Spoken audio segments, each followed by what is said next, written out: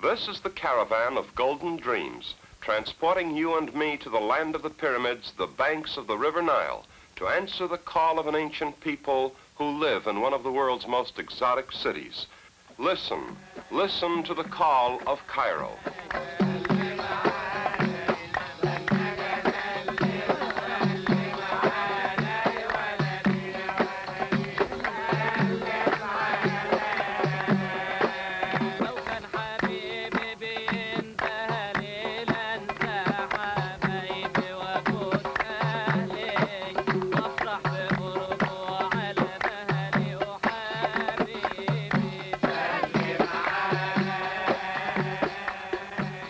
Tonight, the Call of Cairo, across the 7 seas.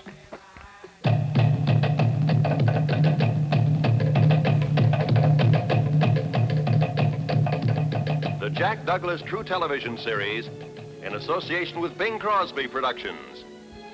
Across the 7 seas, combining the different worlds of travel and adventure. And presenting tonight, Sundown, a tour of the world's most exciting cities after the shadows fall.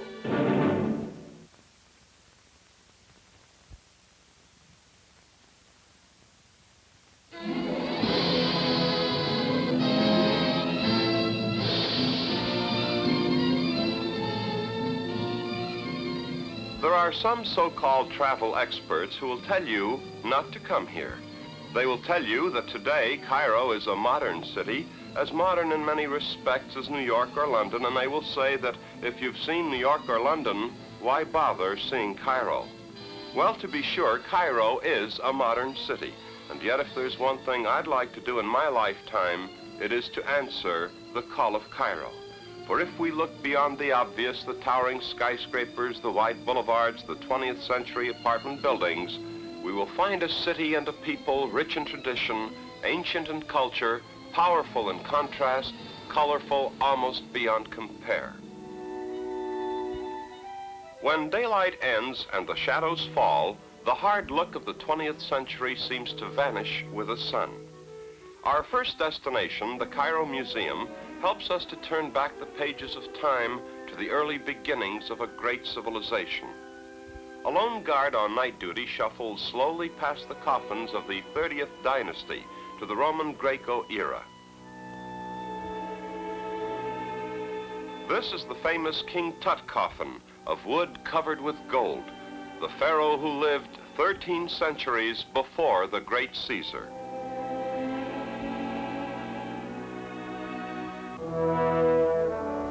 The scarred Sphinx and the monumental pyramids, the most incredible engineering achievement in mankind's history, are located just a few miles from the city. And at about 4:30 p.m., chairs are placed in rows in front of the Sphinx. These floodlights seem ugly and out of place by day, but wait. By 7:30, the audience has been seated, and the voices of the past speak of the days of sun gods and glory. Sovereign of eternity, with each new dawn, I see the sun god rise on the far bank of the Nile. This tape machine in a nearby cave is responsible for the voices of the narrators and the music. And as the voices continue, this elaborate panel controls the banks of colored lights that make the Sphinx and pyramids so real as to bring about the expected oohs and ahs from the audience. I saw Antony and Cleopatra pass, Alexander, Caesar, and Napoleon paused at my feet. As my motto, I chose an Arab saying, "The world fears time, but time fears the pyramids."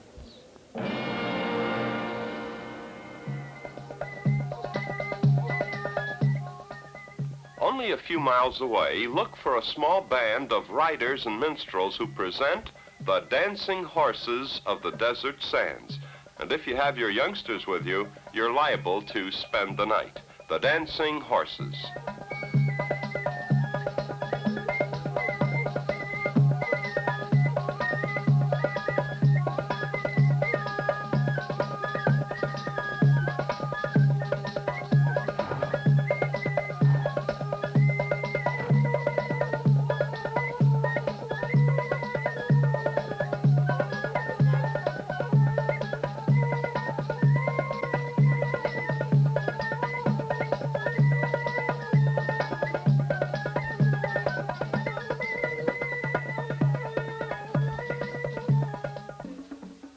In the same vicinity, about 3 miles from the pyramids, the traveler will find one of the world's most unusual nightclubs, a man-made oasis in the middle of the desert.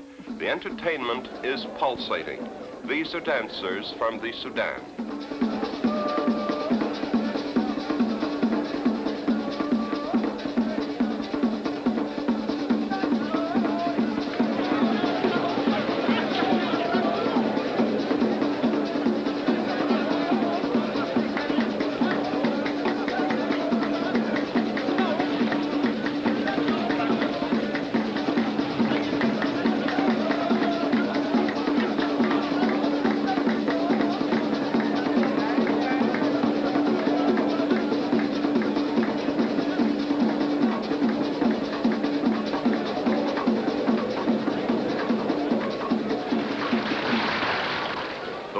Dervish.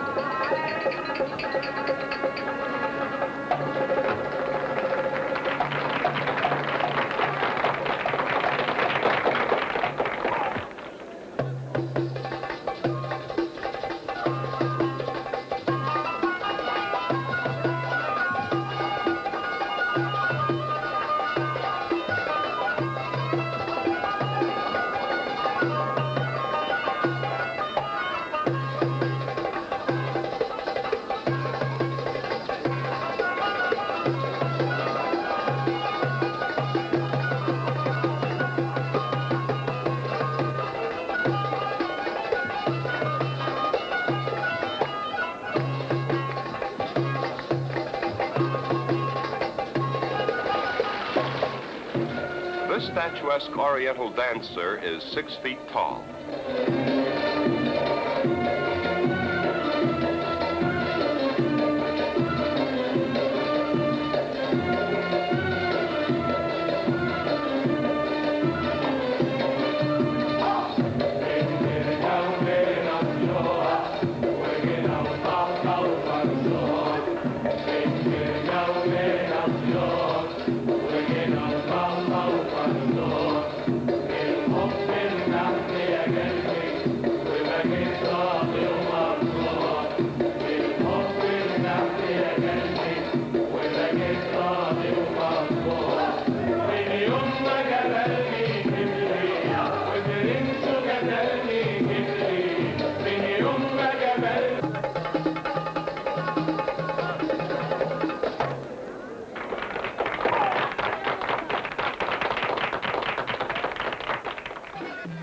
At the end of the 2-hour show, which runs without interruption, by the way, the performers invite the audience to join the fun. So while the owner crosses his fingers, the place goes wild.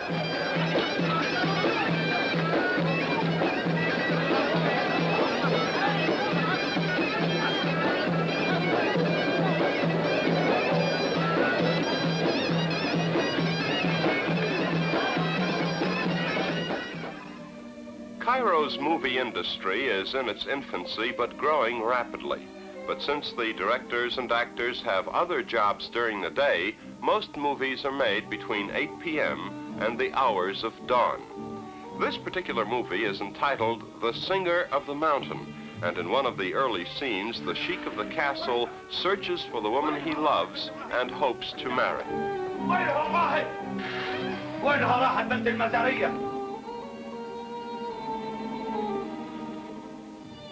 Alas, the sheik has a rival for the hand of the lovely desert girl.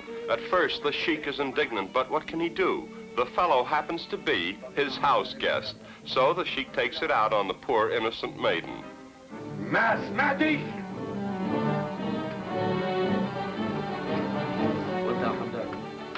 And he ends up consoling his rival, which is more sensible and safer than a sword fight. The memories of other centuries are to be found everywhere in Cairo. This large residence, now established as a museum, dates back several hundred years, and in those days it was not uncommon for men of wealth to maintain a harem and to entertain lavishly in these rich surroundings. This ghostly figure emerging from the past is the wife of the wealthy owner, and we follow her back in time as she enters her master's quarters. There is his huge chair, virtually a throne, a handsome furnishing of inlaid mosaic, and all that the eye can see is beauty and richness.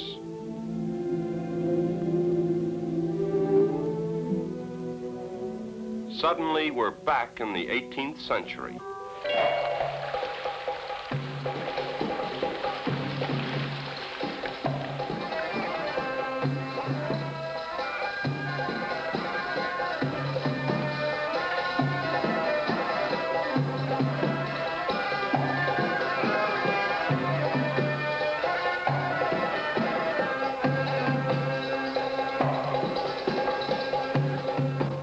Unseen by her husband, his guest, and the harem dancers, the wife approaches what appears to be a doorway. She lifts a latch and reveals what appears to be a cupboard, a place to store teapots and vases. But watch. A concealed latch reveals that this is indeed a doorway, a secret passage to an upstairs chamber. And from this carefully designed chamber, the wife is able to see all without being seen, to hear all without saying a word. This is the courtesy granted her by her husband and master.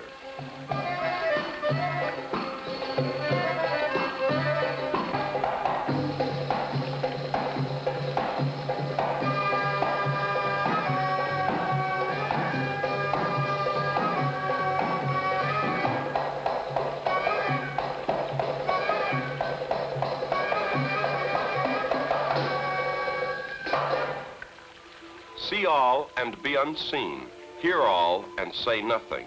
She also was once enchanted by the Call of Cairo. There's much more in store for us, ladies and gentlemen, when we resume our journey. We'll continue in just a few moments.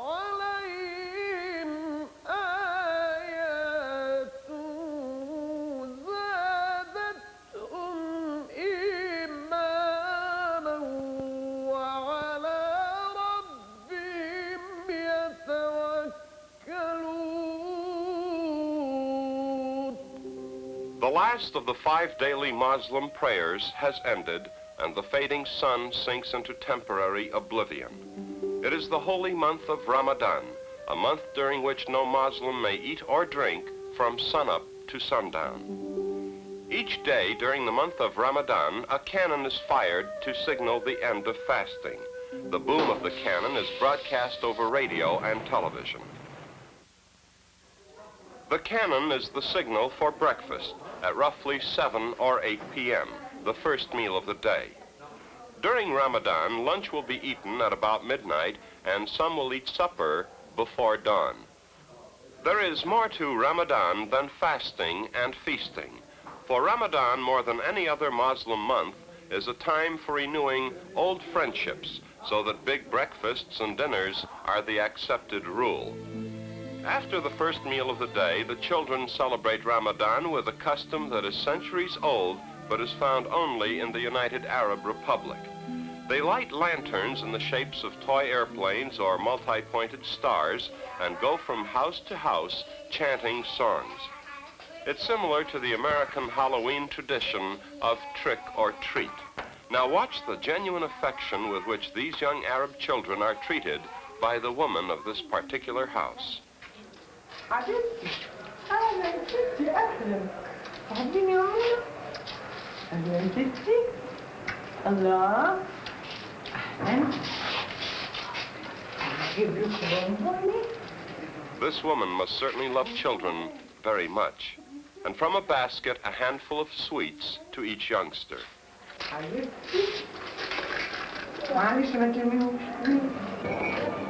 At sundown, after the shadows fall, these are the sights and sounds of the native bazaar, Khanel Khalili.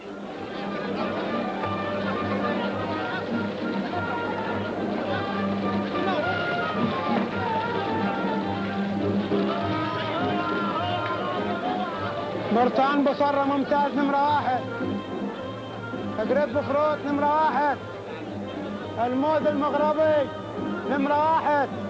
قول بلدنا قول له اصحى للجو وناس تهاجم الأولى معلم. عيب. In theory, at least, the fez has been abolished. But old customs are the hardest to break, and the fez maker in the bazaar still does a thriving business, selling mainly, however, to older men and, naturally, the travelers. Herbs and spices are freshly ground at Khanel Khalili, using a technique that dates back at least to days of the pharaohs.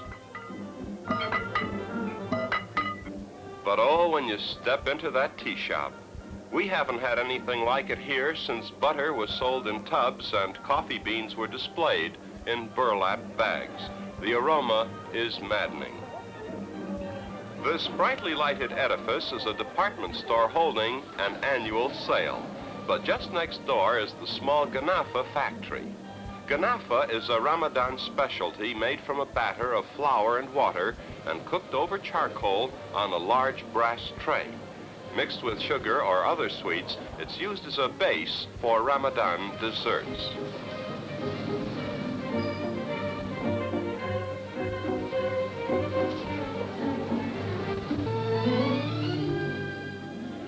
This is an absolute must on your visit to Cairo, the King Solomon's shop.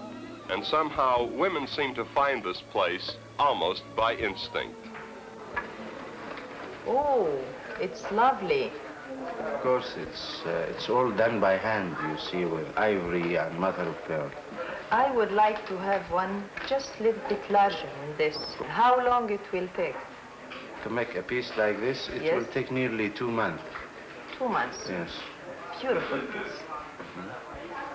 Because, you know, this is all inlaid by hand, and it takes a long time to have a piece like this done. But if you like something like this, for example, this is copper with silver. It's much easier. We can have one made, and it will not take nearly 2 months. It will take 2 weeks, 2 or 3 weeks at the most. Oh, I think this is beautiful. I like this one. If you like, then we can have one made for you. All right. Also at the King Solomon, the ladies will be interested in exquisitely hand-fashioned costume jewelry. The factory is part of the premises, several rooms on the second floor. This is a huge copper tray inlaid with silver, such as we saw a few moments ago. The older man, using a small sharp chisel, hollows out the design. Now that coil of wire is silver wire, and the young apprentice taps it gently to fill the carved hollows, and that's how they make silver inlaid objects.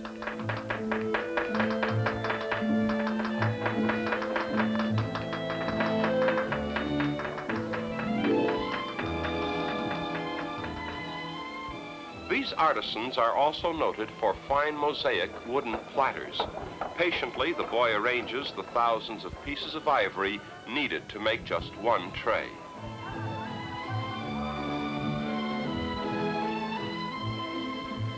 Finally, after days and weeks of work, the completed design is carefully ground to remove sharp spots, and the finished platter will look like this.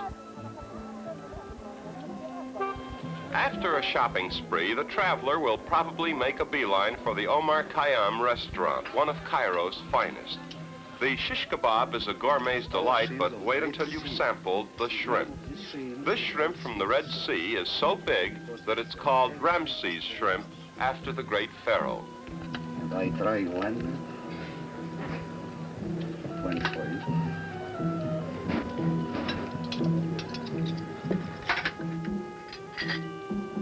This is lemon sauce, special sauce. The shrimp.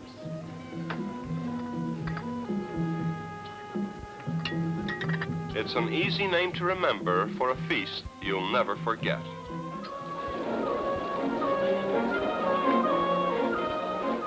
Neon signs have always fascinated me, especially neons that combine English with a foreign language. And here are a few samples from downtown Cairo.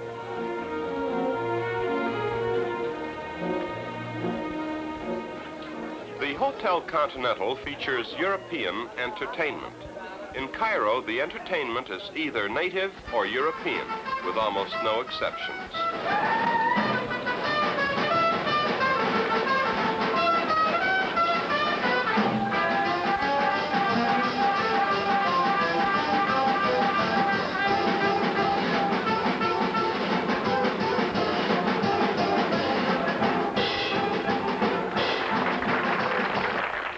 The Stereo Club is the favorite of the younger set, and Lebanese dishes are the main attraction.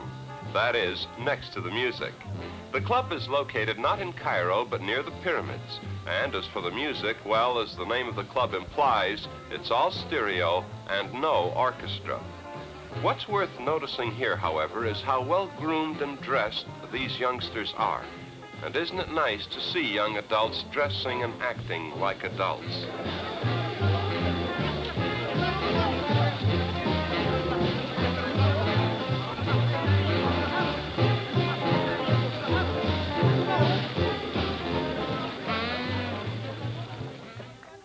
For the average middle-class family, nothing beats a moonlight sail on the Nile. They'll rent a sail-rigged felucca, hire a few musicians, bring aboard a charcoal broiler and shish kebab, and it's like a chapter out of the Arabian Nights. A young boy slaps a tambourine, and the older men sing the songs of their fathers and mothers, their grandfathers and grandmothers, and sometimes when half a dozen of these feluccas are rippling the waters of the Nile, you can hear the music and the chanting even in downtown Cairo. This is the true Cairo. Indeed, this is the Call of Cairo.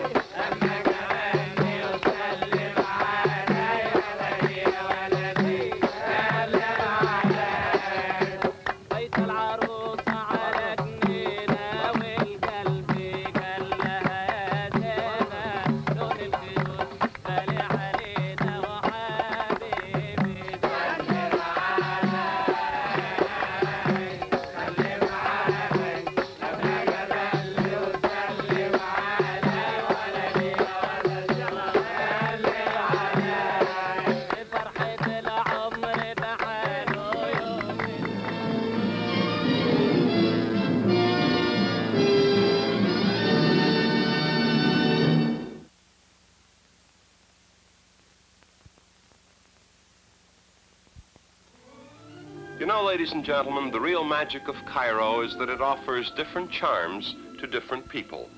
The scholar can spend years in this city without learning all that he wishes to learn or to see all that is worth seeing. For the budget-conscious traveler, Cairo is perhaps the most comprehensive bargain on the face of the earth. Here in one package is Africa and Europe, antiquity and air conditioning, America and the exotic color of the Middle and Far East. Well, our 30-minute tour has come to an end. So until next week, thank you so much and good night, ladies and gentlemen, boys and girls.